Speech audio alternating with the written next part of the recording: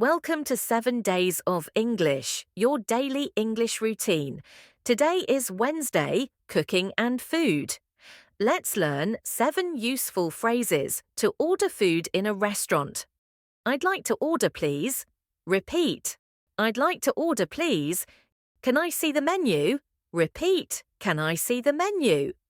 I'll have the chicken salad. Repeat. I'll have the chicken salad. Does it come with a drink?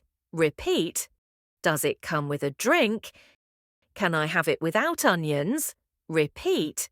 Can I have it without onions? Could we get the bill, please? Repeat.